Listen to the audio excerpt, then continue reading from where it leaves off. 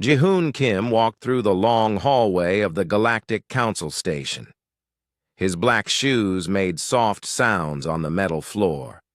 Around him, tall alien beings moved with purpose. Some had blue skin and 4 arms. Others looked like giant insects, with shiny shells. A few had tentacles instead of legs. Jihoon was the only human in sight. He was also the shortest person in the hallway. Most aliens here were at least 8 feet tall. Some were even bigger. But Jihoon did not feel small. He had a job to do. The council chamber was huge. The ceiling went up so high that Jihoon could barely see the top. Seats were arranged in a circle around a speaking platform in the center. Each seat was made for different types of alien bodies. Some had special supports for wings, others had holes for tails. Jihoon took his place in the human section. His seat looked tiny next to the others. Behind him sat empty chairs that were meant for other human diplomats. But Earth had only sent 1 person to this meeting. That should have been a warning sign. High Counselor Veltharion stood up from his golden throne. He was from the Altarian Empire and looked like a tall gray tree with glowing red eyes. His voice was deep and scary when he spoke. "Today, we deal with the human problem," Veltharion said.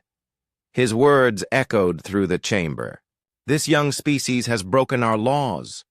They have gone to star systems we told them to avoid. They have built colonies where they should not be. They refuse to follow our rules." Other council members nodded their heads. Some made clicking sounds with their claws.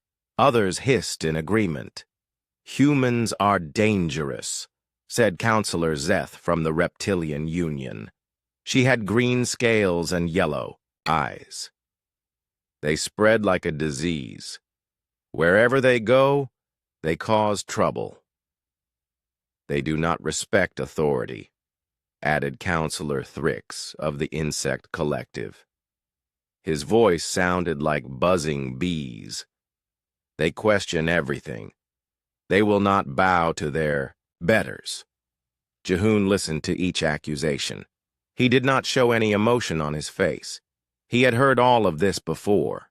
The aliens thought humans were wild and uncontrolled. They thought humans needed to be taught proper behavior. "The Galactic Council has been patient," Veltharion continued. "We have given warnings. We have tried to teach them. But humans will not learn. They are stubborn like children who refuse to grow up."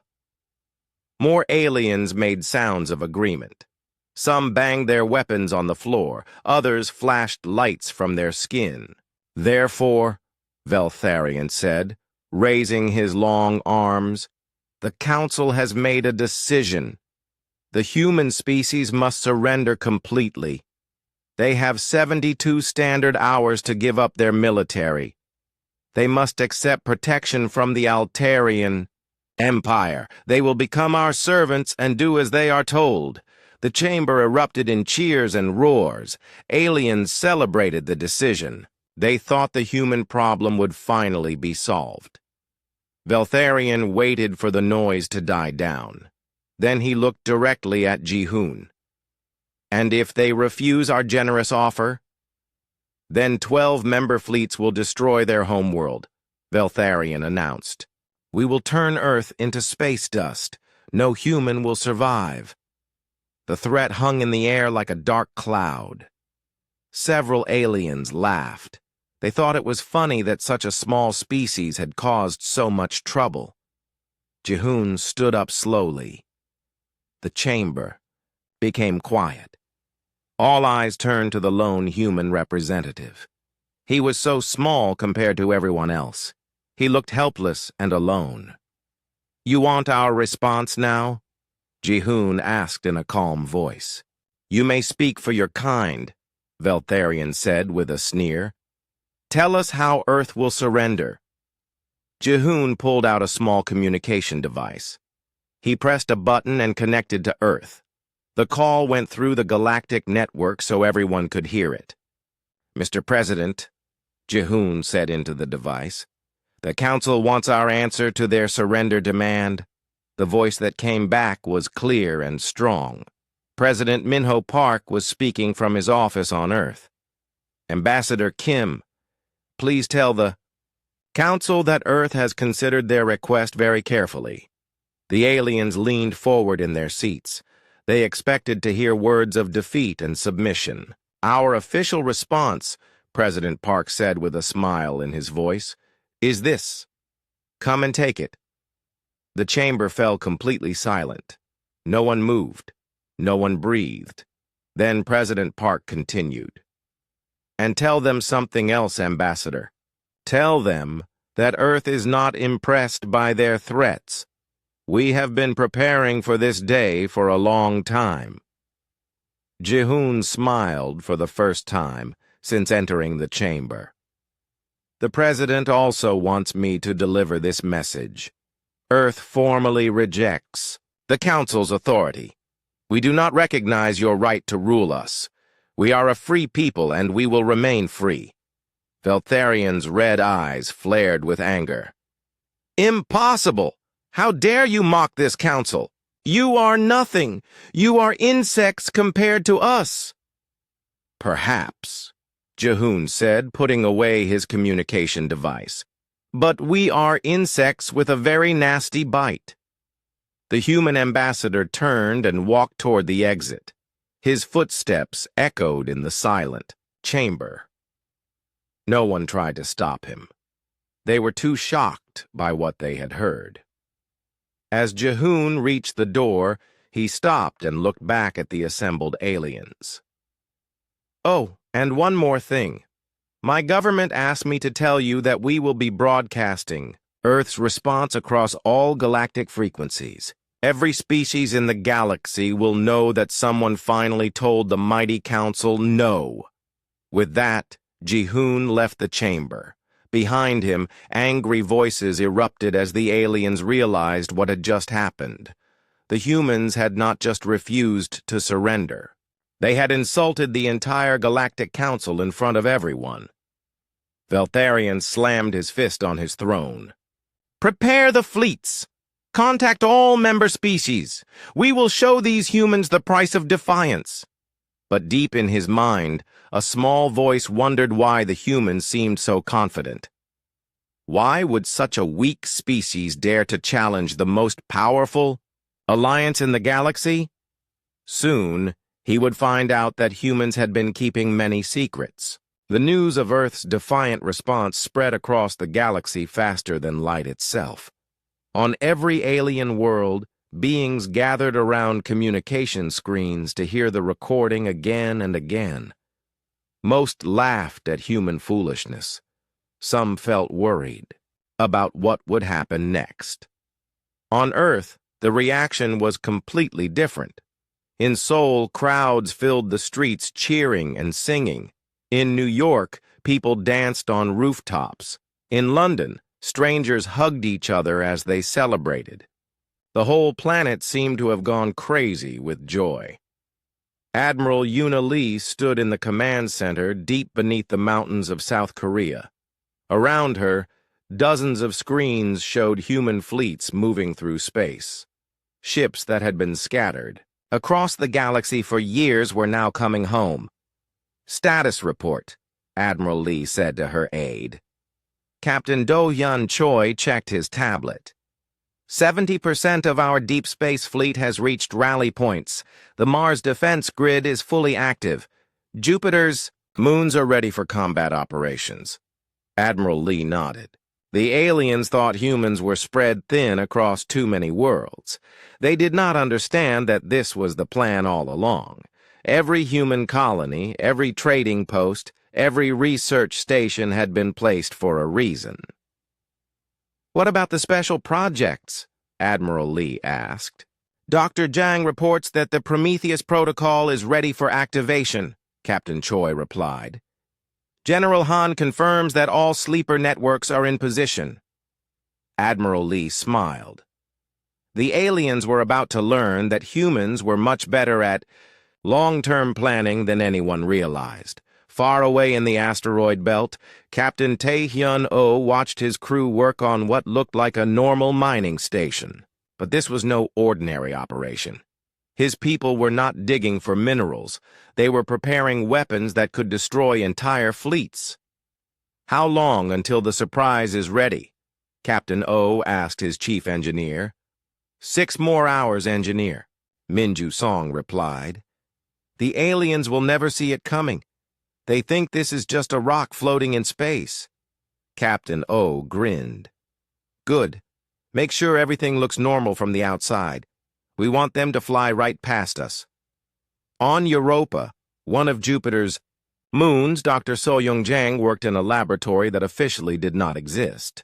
For 50 years, humans had been studying every piece of alien technology they could find. They had learned how alien shields worked. They had figured out alien weapon systems. They had even cracked alien computer codes. But humans had done more than just copy alien designs. They had improved them. "The new missile guidance systems are incredible," Dr. Jang told her assistant. "They can think faster than any alien computer, and the warheads can punch through shields that are supposed to be unbreakable." "What about the ship modifications?" her assistant asked. "Even better," Dr. Jang said with excitement. "We discovered that human bodies can handle much higher gravity forces than other species. Our ships can turn and accelerate in ways that would kill alien pilots." Meanwhile, General Woo Jin-han was busy with a different kind of preparation. He sat in a secure room, talking to beings on screens around him. But these were not humans. They were aliens from many different species. "Are your people ready?" General Han asked a blue-skinned alien with 6 arms. "The Zilani resistance cells are in position," the alien replied. "We have been waiting for this moment for 300 years. When you give the signal, we will strike." Another screen showed a different alien that looked like a giant butterfly. "The Koroth worlds are ready to declare independence. We are tired of the Council's taxes and rules." General Han felt satisfied. Humans had spent decades making friends with species that the Council ignored or mistreated. Now those friendships would pay off. On the Council's home world, emergency meetings were happening in every government building. The alien leaders could not believe what was happening. Reports were coming in from across the galaxy about human activities. "They are moving ships everywhere," reported Admiral Scrix of the Altarian Navy. "But their formations make no sense. They should be gathering their forces for defense. Instead, they are spreading out even more."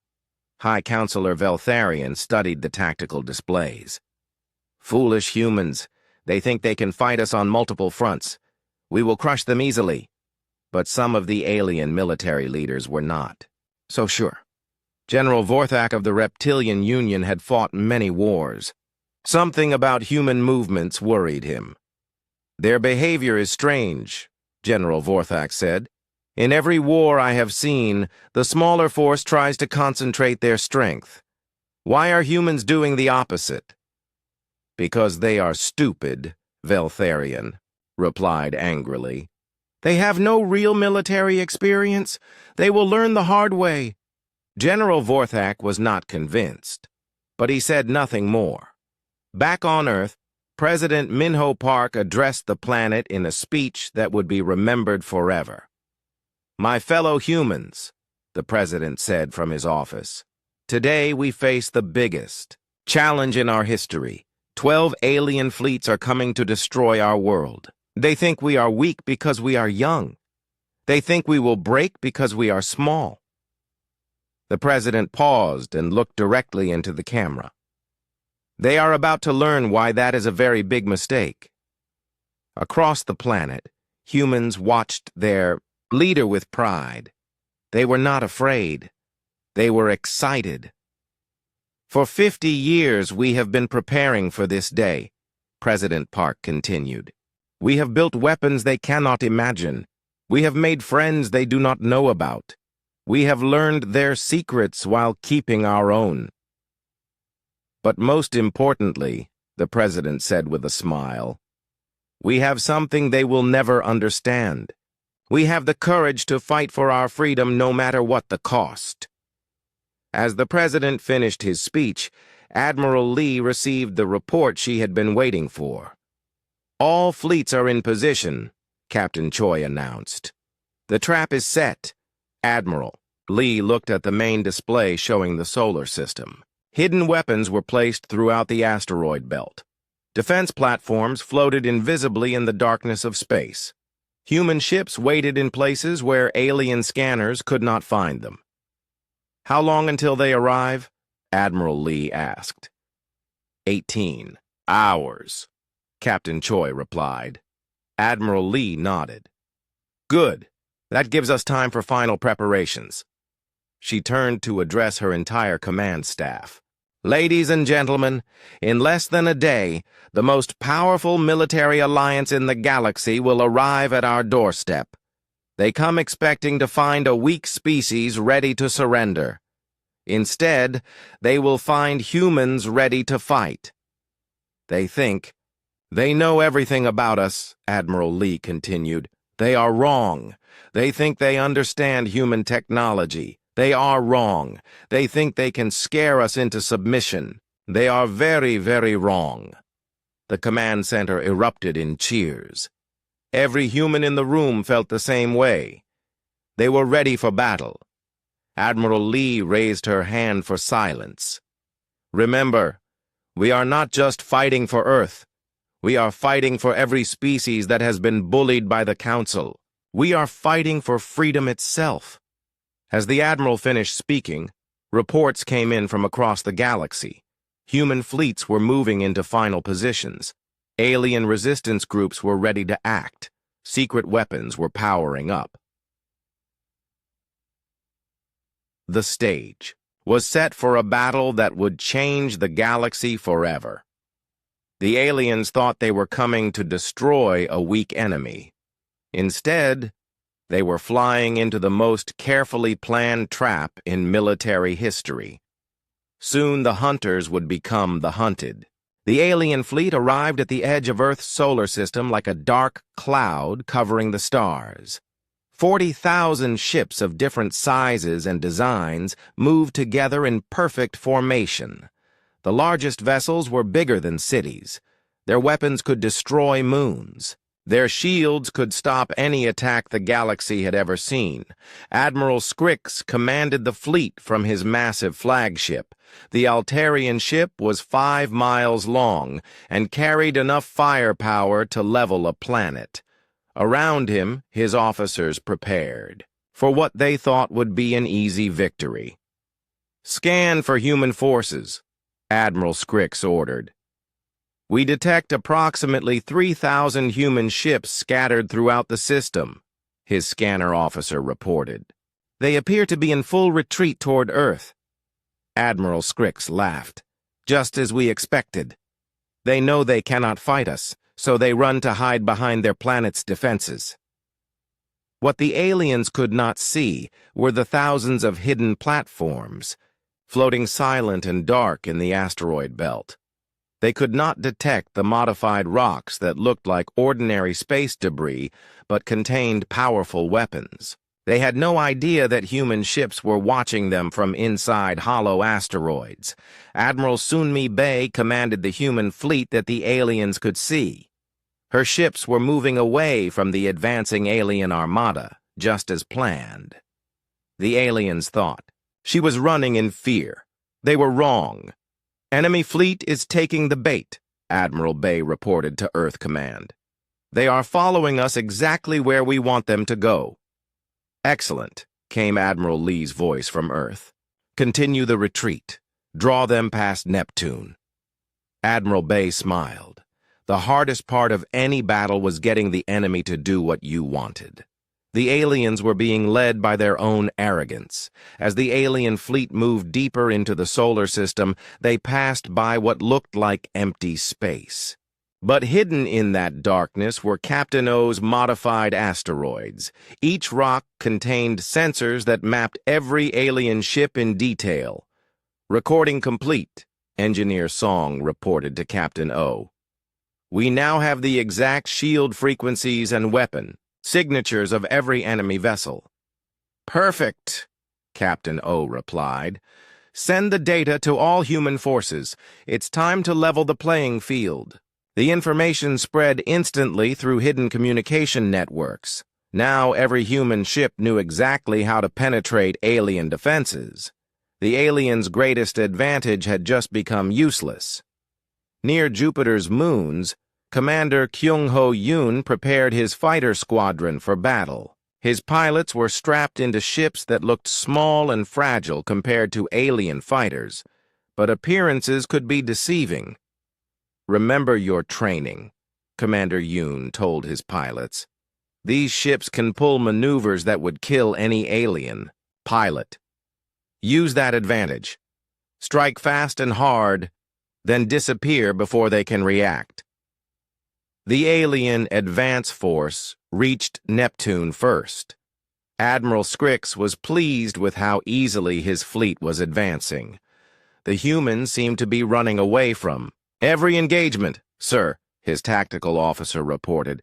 "The human retreat is slowing down. They appear to be forming a defensive line near Mars." "Foolish," Admiral Scrix said. "Order the advance squadrons to destroy them quickly. I want this over before dinner." 2,000 alien ships broke off from the main fleet and accelerated toward the human defensive line. They expected to crush the smaller human force in minutes. Admiral Bay watched the alien ships approaching on her tactical display.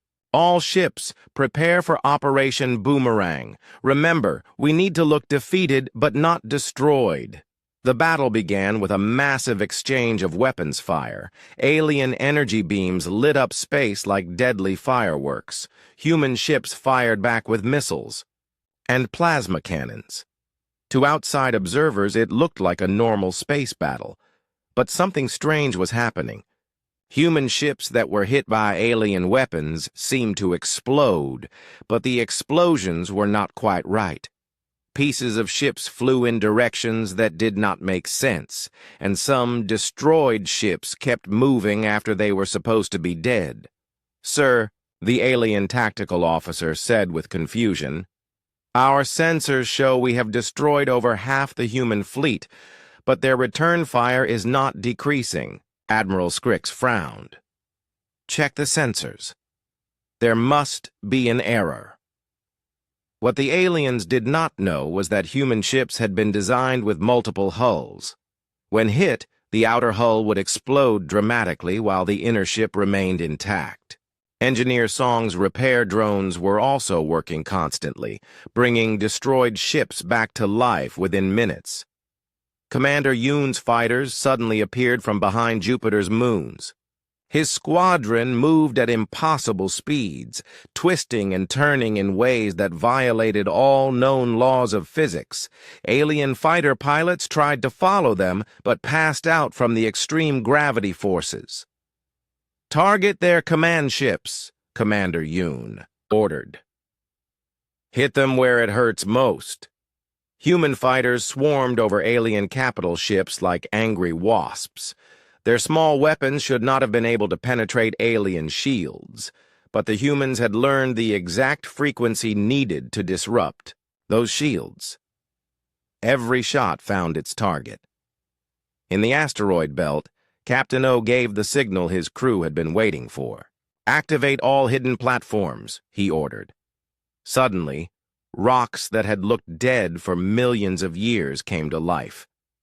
Weapons emerged from fake asteroid surfaces. Hidden ships dropped their camouflage and appeared in the middle of the alien formation. The alien fleet found themselves surrounded by enemies they never saw coming. Panic spread through their ranks as ships exploded around them. "Impossible!" Admiral Scrix shouted. "Where did these weapons come from?"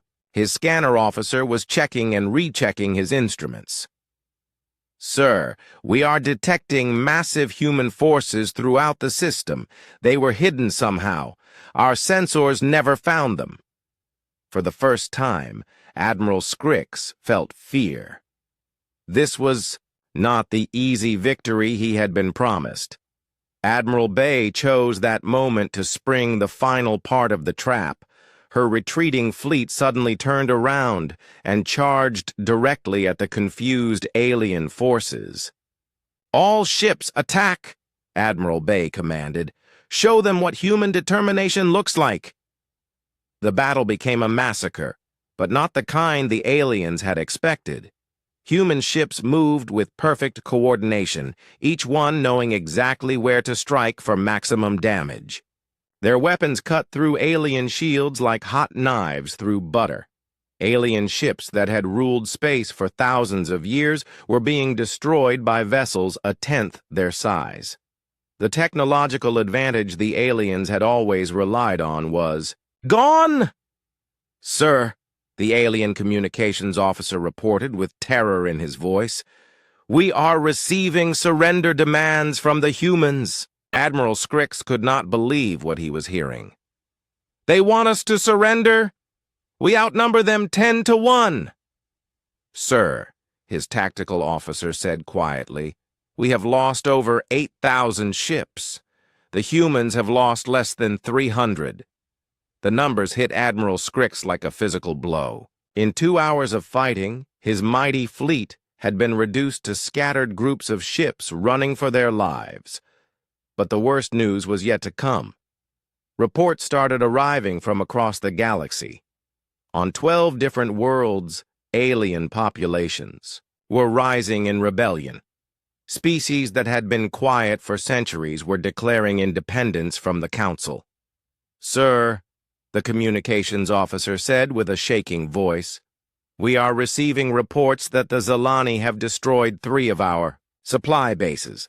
The Koroth have captured 2 council governors, and there are uprisings on 17 other worlds." Admiral Scrix realized with growing horror that this was not just a battle.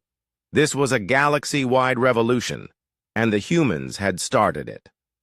"Order full retreat," Admiral Scrix commanded. "All ships, fall back to the outer system." As the alien fleet ran away from Earth, Admiral Bay broadcast a message on all frequencies. "This is Admiral Sunmi Bay of the Earth Defense Force. To all beings listening across the galaxy, today you have seen that tyranny can be defeated." The Council claimed to be unbeatable. They were wrong. The message continued. "We call upon all free-thinking species to join us. Together we can build a galaxy where every being has the right to determine their own destiny." Across known space, the message was heard by billions of beings. For the first time in centuries, oppressed species felt hope. The first battle was over, but the war for galactic freedom had just begun. 3 weeks after the Battle of Neptune, the galaxy was a very different place. The mighty alien fleet that had come to destroy Earth was scattered across dozens of star systems, running from human strike forces that seemed to appear from nowhere. Captain Taehyun-Oh stood on the bridge of his ship as it floated silently in the shadow of an alien supply depot. His crew had spent the last week hunting Council supply lines, and they had become very good at it. "Target confirmed," his weapons officer reported. "Altarian cargo convoy, 12 ships, minimal escort." "Begin the attack," Captain O ordered. The human ships dropped their stealth coating and struck like lightning. The alien convoy never had a chance to call for help. Within minutes, their cargo was floating free in space, ready for human ships to collect. "Another successful raid," Captain O said with satisfaction. "That makes 15 this week." All across the galaxy, similar scenes were playing out. Human forces had abandoned traditional warfare completely. Instead of big battles between large fleets, they fought like space pirates. They hit fast, took what they needed, and disappeared before help could arrive. Admiral Jiwon Nam had studied alien military tactics for 30 years. She knew every strategy the Council had used to conquer other species. Now she used that knowledge against them. The aliens are predictable, Admiral Nam explained to her staff officers. They have been winning the same way for so long that they cannot change. We hit them where they are weak and avoid their strengths. What about their reinforcements? One officer asked. Admiral Nam smiled. What reinforcements? Half their member species are dealing with rebellions at home. The other half are too afraid to send their fleets away from their own worlds. The alien military leaders were learning that fighting humans was unlike anything they had experienced before. Every time they thought they understood human tactics, the humans changed their approach. General Vorthak of the Reptilian Union was one of the few alien commanders who had figured out the truth. He sat in his command center studying reports from across the galaxy. Sir, his aide reported, we have lost contact with another supply base. That makes 23 this month. General Vorthak nodded grimly. The humans are not trying to win territory. They are trying to make it impossible for us to maintain our fleets. No supplies means no fuel, no ammunition, no repairs. What should we do? The aide asked. Start pulling our forces back to defended worlds, General Vorthak replied, and hope the Council learns to negotiate before we lose everything. But the Council was not ready to negotiate. High Counselor Veltharion was furious about the military disasters. He spent his days sending angry messages to his fleet commanders. Find the humans and destroy them, Veltharion demanded during a video conference with his admirals. How can a species that barely left their home system defeat the greatest military alliance in history? Admiral Scrix, still recovering from his defeat at Earth, tried to explain. Sir, the humans fight differently than anyone we have ever faced. They use our own tactics against us. They know our weaknesses better than we do. Impossible, Veltharion shouted. We have been studying warfare for millions of years. Yes, sir, Admiral Scrix replied quietly. And the humans have been studying us. What the Council leaders did not know was that humans had been preparing for this war in ways they could never imagine. Dr. Hyun-Woo Shin worked in a secret laboratory where human volunteers underwent procedures that would horrify most aliens. The neural interface is working perfectly, Dr. Shin reported to his team. Our subjects can now connect directly with any alien computer system. The volunteers were human soldiers who had volunteered to have alien technology implanted in their brains. It was dangerous and painful, but it gave them incredible abilities. Subject 7 successfully hacked an Altarian battleship from over 1 million miles away, Dr. Shin continued. He was able to turn their weapons against their own escort ships. This technology was being used across the galaxy. Human infiltrators with cybernetic implants were boarding alien ships and turning them into weapons against their own fleets. Meanwhile, Colonel Nayoung Lim was fighting a different kind of war. She sat in a broadcasting station that had been built inside a captured alien communications satellite. Good evening, beings of the galaxy, Colonel Lim said into the camera. This is the voice of freedom, bringing you the truth your governments do not want you to hear. Her broadcasts were being picked up on every alien world. She told the galaxy about secret council documents that humans had captured. She revealed corruption, murder, and plans to eliminate entire species. The council claims to bring order and peace, Colonel Lim said during one broadcast. But their own files show they have destroyed 47 civilizations in the last 1,000 years. They call it necessary consolidation. The broadcasts were having a devastating effect on council authority. On worlds that had been loyal for centuries, populations were demanding answers from their governments. On the reptilian homeworld, massive protests filled the streets. Citizens carried signs demanding to know what had happened to the Felinian species, which had disappeared 200 years earlier. Similar scenes were happening everywhere. The carefully maintained image of the Council as benevolent protectors was crumbling under the weight of revealed truth.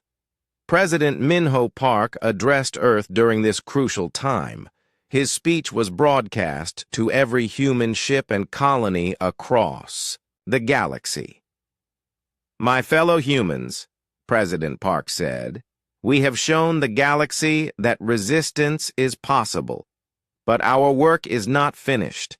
We must help every species that wants to be free." "This is not about human conquest," the president continued. "This is about creating a galaxy where every being can choose their own path, where no species has to bow to another simply because they are older or stronger." The president's words reached far beyond human space. They were translated into hundreds of alien languages and shared on secret networks across the galaxy. On the waterworld of Aquanis, a species of dolphin-like beings declared independence from the Council after 300 years of forced labor. On the crystal world of Genth, rock-like creatures who had been used as living construction material rose up against their Altarian overseers. Each rebellion was small by itself, but together they represented something the galaxy had never seen before, a coordinated uprising against the established order. General Han coordinated these rebellions from his hidden command center.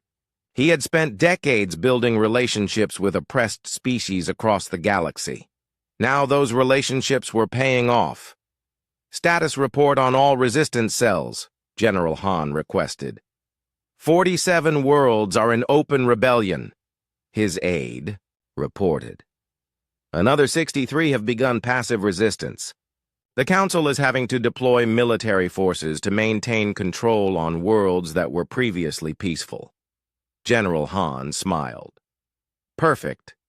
Every ship they send to guard their own worlds is one less ship they can send against us." The strategy was working better than anyone had hoped. The Council's vast military was being stretched across thousands of worlds. They no longer had the concentrated force needed to crush human resistance. But humans were not content to simply defend themselves. Admiral Lee was planning something that would change the balance of power forever. "Operation Liberation is ready to begin," Admiral Lee announced to her senior staff. "We are going to attack the Council's main military base at Proxima Centauri." Her officers looked shocked. The base at Proxima Centauri was the most heavily defended installation in the galaxy. It was protected by orbital weapons platforms, energy shields, and a fleet of over 5,000 ships. "Sir," Captain Choi said carefully, "that base has never been successfully attacked. The defenses are considered impregnable." Admiral Lee smiled. "That is exactly why we are going to attack it. No one will expect us to be that bold." "But how?" another officer asked.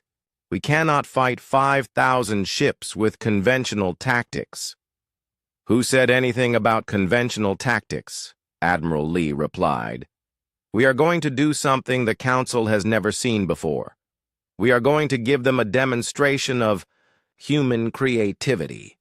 As Admiral Lee explained her plan, her officers began to smile. It was crazy, dangerous, and completely unexpected.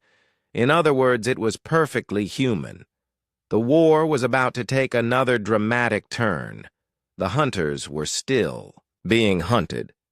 But soon the humans would remind the galaxy why underestimating Earth was the biggest mistake anyone could make. 6 months after the first shots were fired at Neptune, Ambassador Ji-hoon Kim walked through the halls of the Galactic Council station once again. But this time, he was not alone. Behind him walked representatives from 67 different species, each carrying documents that would reshape the galaxy. The council chamber looked very different now. Many seats were empty. The species that had once supported the council's authority were either in rebellion or had withdrawn from galactic politics entirely. Those who remained looked nervous and defeated. High Counselor Veltharion sat on his golden throne, but his proud bearing was gone. The past months had aged him terribly. His empire was crumbling, his fleets were scattered, and his authority was challenged everywhere. "You return to mock us further?" Veltharion asked bitterly as Ji-hoon approached the speaking platform. "I return to offer peace," Ji-hoon replied calmly. "But first, there are some things the galaxy needs to see." Ji-hoon activated a holographic projector.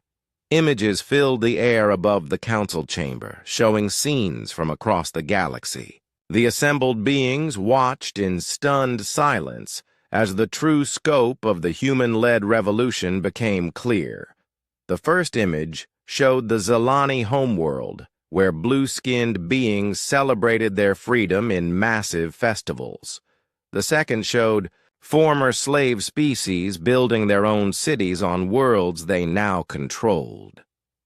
Image after image revealed the same story. Everywhere the council's authority had been challenged, life was getting better. But the most shocking image came last.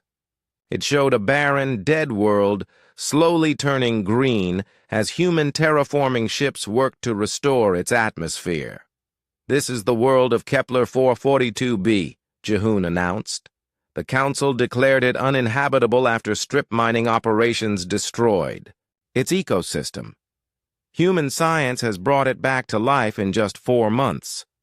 Dr. So-young Jang had perfected the Prometheus protocol during the war.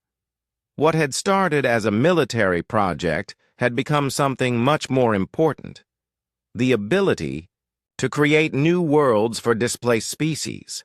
We offer this same gift to every species in the galaxy," Ji-hoon continued. "Not as conquerors, but as partners in building a better future." Veltharion stood up from his throne, his red eyes blazing with anger. "Enough! You think your pretty words and pictures will save you? I still command the most powerful weapon in the galaxy." The High Counselor activated a control device. High above the station, a massive weapon platform began to power up. The planet killer had been hidden in the station's superstructure, waiting for this moment. "Surrender now," Veltharion demanded, "or I will use this weapon to destroy Earth itself." The chamber filled with gasps and frightened whispers. Even the council members who still supported Veltharion looked shocked.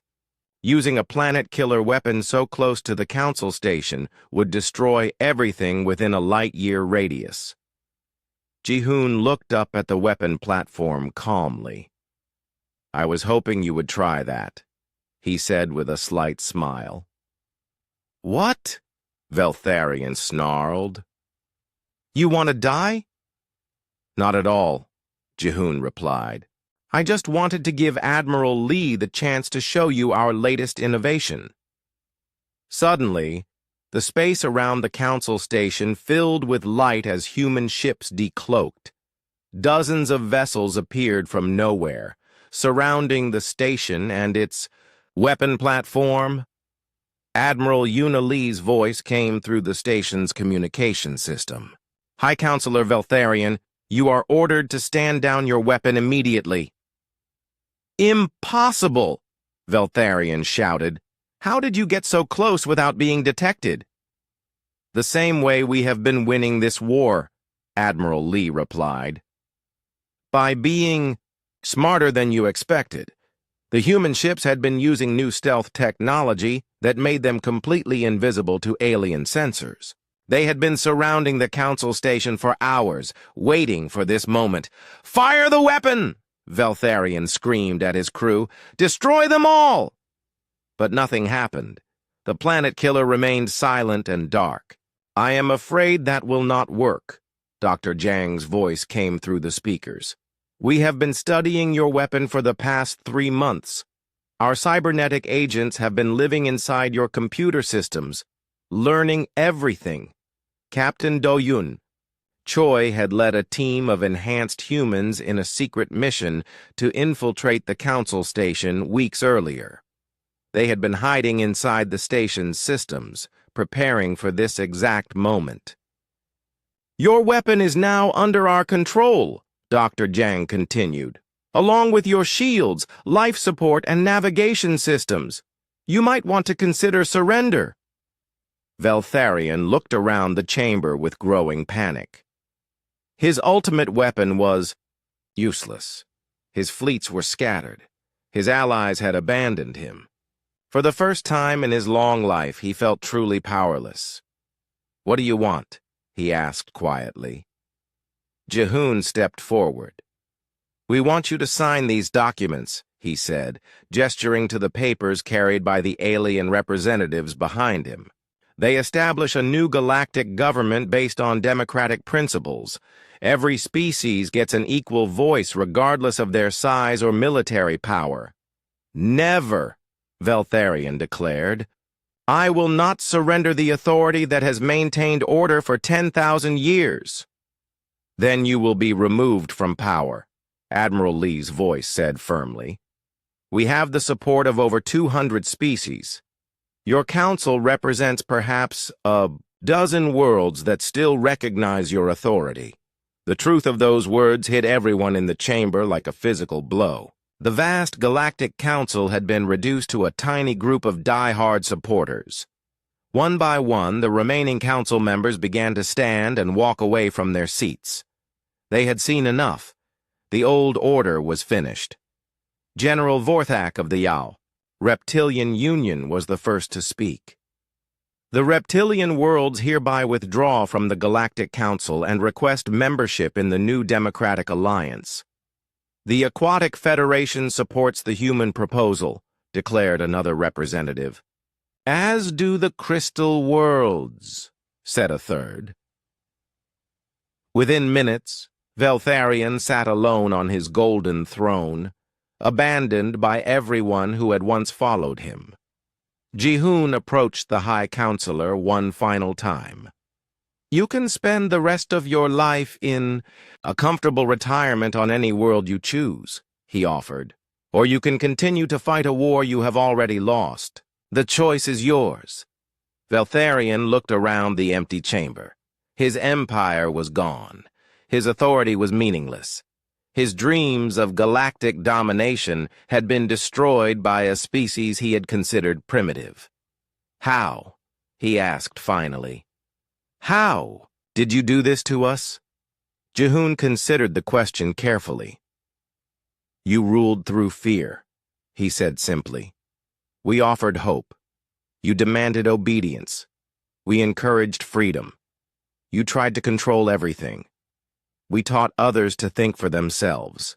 But most importantly," Jihoon added, "you forgot the most basic rule of power. If you have to force people to follow you, then you are not really a leader." Veltharion slumped in his throne, all the fight gone out of him. "I accept your terms," he said quietly. The signing ceremony took place 3 days later on a neutral world.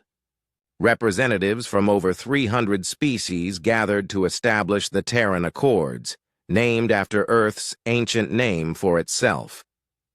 President Minho Park spoke to the assembled delegates. "Today, we begin a new chapter in galactic history, not as rulers and subjects, but as partners working together for a better future." The new government was unlike anything the galaxy had ever seen. Instead of a few powerful species making decisions for everyone else, each world would have representatives chosen by their own people. Disputes would be settled through discussion and voting, not military force. Admiral Lee was offered the position of Supreme Military Commander for the new alliance, but she declined. "Humans will serve in the defense forces like everyone else," she said, "but we will not rule over others. That is exactly what we fought to prevent." Dr. Jiang's terraforming technology became freely available to all member species. Within a year, dozens of dead worlds were being brought back to life. Species that had been homeless for centuries finally had places to call their own. General Han established a new academy where beings from different worlds could learn to work together. Former enemies became friends as they discovered how much they had in common. 5 years after the war ended, Captain Do-Hyun Choi stood on an observation deck watching human and alien children play together in a space station garden. His own daughter Yoonha was among them, laughing with friends who came from a dozen different worlds. "Daddy," Yoonha asked as she came running up to him, "why were the aliens so afraid of humans in the old days?" Captain Choi smiled and picked up his daughter. "Because they thought strength came from making others afraid of you. But real strength comes from helping others become stronger." "Is that why we won?" Yoonha asked. "We won because we refused to give up our freedom," her father replied, "and because we helped others find their freedom too." As Captain Choi watched the children play, he thought about how much the galaxy had changed. The old council had ruled through fear and oppression for thousands of years. They had seemed unbeatable, eternal, unchangeable. But they had made one critical mistake. They had ordered humanity to surrender, and humanity had mocked them instead. That mockery had sparked a revolution that freed billions of beings across the galaxy. It had toppled an empire that had lasted for millennia. It had proven that no tyrant, no matter how powerful, could stand against the combined will of free people fighting for their liberty. The galaxy had learned that day that you could order humans,